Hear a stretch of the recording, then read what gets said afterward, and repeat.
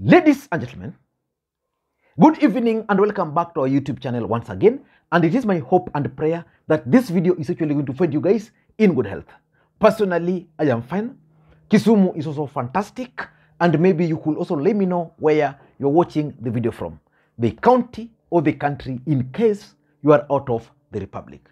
Ladies and gentlemen, William Samoei Arap Ruto, the President of the Republic of Kenya, will be in Homa Bay next week. I think on 8th, to be precise, for the Thanksgiving ceremony for Raymond Omolo, who was appointed as the Principal Secretary, Ministry of Interior. And for those who've been following William Ruto's politics of late, William Ruto is clearly keen on winning the support of Luo Nyanza politics. But something is happening within his camp. There is sharp division within William Ruto's camp in Nyanza. So far, I've observed 4 camps emerging. But before I get into that, let me ask you this question.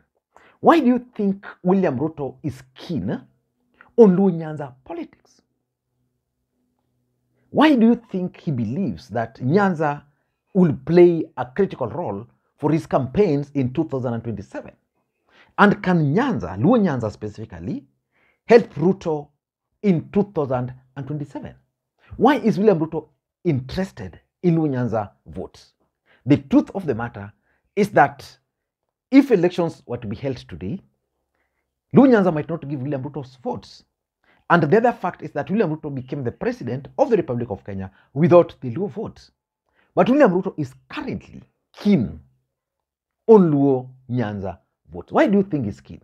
Let me just give you a few reasons why William Ruto is keen on Luo Nyanza before we get into the main objective of this particular video, the divisions within or the camps which have emerged within William Ruto's supporters or allies in Luo Nyanza. William Ruto is keen on Luo Nyanza votes because, number one, there is the possibility of Raila Odinga not being on the ballot.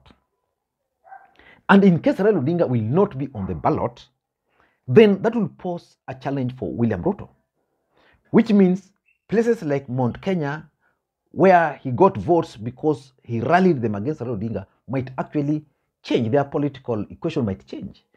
Like, for example, if Raila were to support Kalonzo. So Ruto believes that in case Raila Odinga is not going to run, then the mountain might have a different opinion on how they were going to face the 2027 election. So that's number one. Number two, William Ruto also believes very strongly that as long as Raila Odinga and as long as the Luos are still supporting Raila Odinga, there's nothing much he can do to gain the support of the Luo votes. Because he believes, and he has proven this over time, that there's a way Luos and Luhyas always vote almost together, and that the voting pattern of the Luhyas are normally shaped by Luo Nyanza to some extent, especially Busia, Kakamega, Vihiga, and in Nairobi. So he believes that if he wants to win the support of Luhya nation fully, then he only needs to have the Luos. Then the Luos will work with the Luhyas, and then he will seal that. And that should be in case Raila Odinga is not on the ballot. The other belief he has is that because he was able to win Mount Kenya from Uhuru Kenyatta, he can still do the same in Luo Nyanza. So William Ruto is working very hard to ensure that he wins the support of Luo Nyanza. But is that possible? That is the question, but not the import of this particular analysis. For this analysis, I want us to look at the division within William Ruto's camp, because William Ruto will be in Homa Bay next week and is going to be confronted by 4 camps which have emerged within his camp. Before we do that, for those who are watching the channel for the first time, please take a second or two, click that subscribe button so that next time we produce a video like this, YouTube will automatically notify you. And to the subscribers, I want to continue thanking you guys for your continued support, because without that support, this channel cannot be where it is. And kindly allow me to also introduce you guys to Top Mark Movers and Relocations. In case you need professional moving and relocation services, please do not hesitate to contact Top Mark Movers. for house moving, for office moving, storage moving, long distance relocation from any part of the republic, long distance relocation to any part of the country, logistic services, and also for fumigation and pest control. Kindly contact them on the numbers and the contacts you are seeing on your screen. And you'll only pay once you are satisfied with their services. Now, let us get now back to the main issue. You know, William Ruto is coming to Nyanza on next week. And William Ruto is going to be confronted by serious division within his camp. Let me ask you guys, for those who've been following the politics, especially Kenyan politics in Luo Nyanza, because I've been paying very close attention to it. When was the last time you saw Evans Kidero attending a function together with Eliud Owalo, for example? Or let me put it this way. When was the last time you saw Raila Odinga and Eliud Owalo attending a function together? If you go to their Facebook pages, you'll realize that they attended Migori Youth FC. I think it was a fundraiser or something. And that was organized by Mark Nyamita Ufuriri. But when you talk of real politics, you will hardly see them moving towards the same direction. So far, 4 camps have actually emerged in William Ruto's camp. There is the first camp, which is allied to Ray Omolo. This camp are calling themselves, or they used to call themselves, Luos in government. Most of these people were previously in TNA of Uhuru Kenyatta. You remember when Onyango was the Secretary General of TNA? Now, there was a group of Luos who were in government. They were calling themselves Luos in government. Ray Omolo was one of them. Onyango was there, Joy Gwendo, and all these other guys. So after 2017 election and the handshake took place, Raila Odinga then started working with Uhuru Kenyatta. Most of these guys decided not to join Uhuru Kenyatta because for them, Raila is the issue. So these guys went back and joined Ruto. And luckily for them, William Ruto became the president of the Republic of Kenya, and Ray Omolo was appointed the Minister for Interior. So currently there's a group of Luo leaders who are coalescing around Ray Omolo. Because number one, Ray Omolo is currently the principal secretary for Interior, which means he's very powerful. And they also believe that they are the original people who started opposing Raila Odinga. So they are calling themselves Luos in government. Then there's a group which is in Eliud Owalo's camp.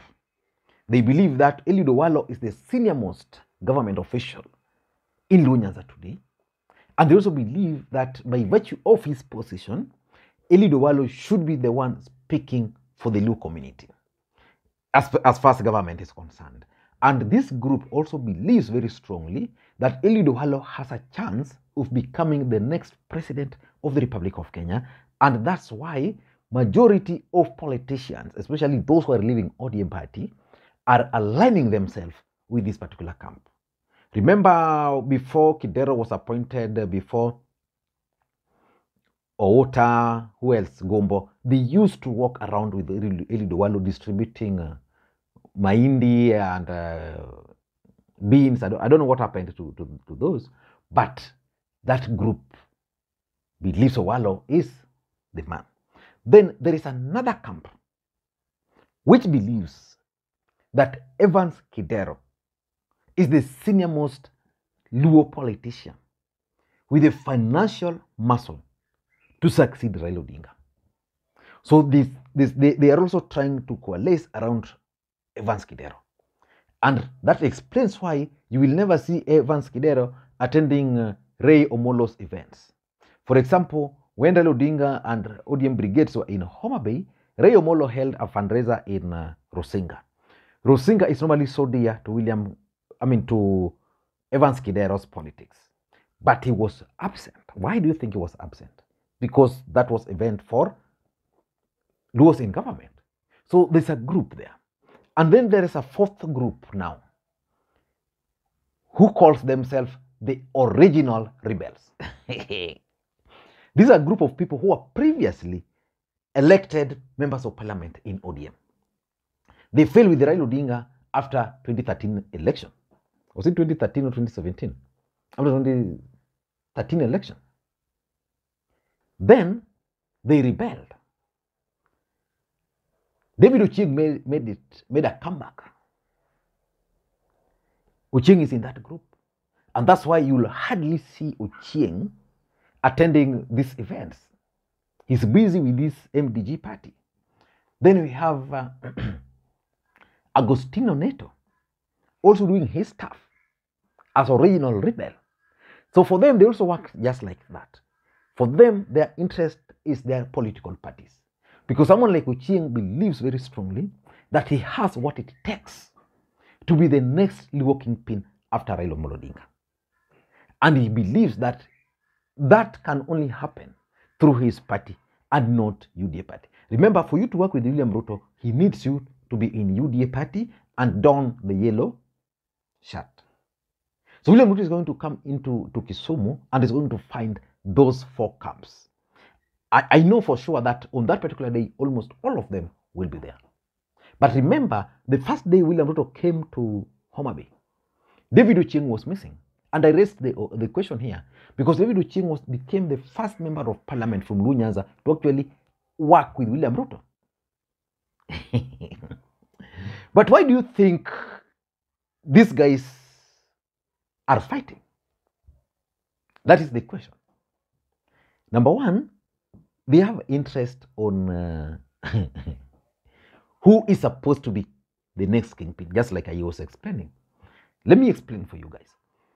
In Rayo Molo's camp, they strongly believe that William Ruto is not keen on giving favor to Rigathi Gachagua in 2037. And therefore, William Ruto would want to hand over the presidency to someone else. And that's why they believe Ruto is keen on handing over the presidency to either a Luo or a lawyer.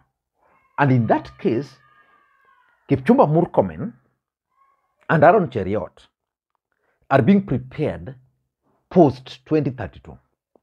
And they'll be paired by a Luo. And that's where Rayo Molo comes in. You get the point? So that's what they're saying. So who is going to be the kingpin? For Kidero, he believes that he's the senior most. He led the Kalausi group. But now he's disadvantaged because as far as government structures are concerned, he's very junior. He's junior to Owalo, and by virtue of government structures, he's also very junior to Rayo Molo. So he can't really talk the way he's supposed to talk. Then there is Eliud Owalo, who is currently doing everything, meeting religious leaders, trying to take control of God, going to Migori to take charge of Migori FC, and for me, I've always believed, and I'm going to share one of my posts here, which I did, I think, several years ago, that Eliud Owalo was one of the people who is being projected to become or to succeed Raila Amolo Odinga. Number two, why they are fighting is to prove who is close to Ruto. Is it Owalo? Is it Raymond? Is it Kidero? Who is close to Ruto? Who is supposed to be seen to be working for Ruto? And number four, who is more experienced politically of all this? Kidero is alleging that he's more experienced having been the governor for Nairobi. Eliud Owalo being the senior most government official. Rayo Molo now running government. Who is more experienced? So that's what they're trying to prove. And of course, just what I explained, which is my number four, is the post-2032 political formations. Kipchumba Murkomen, Aaron Cheriot factor, Ndindi Nyoro factor, Osoro factor there, Raymond Omolo factor here. I don't know what you think, but for me, That's my take. Thank you guys, and may you have a good day. Bye-bye.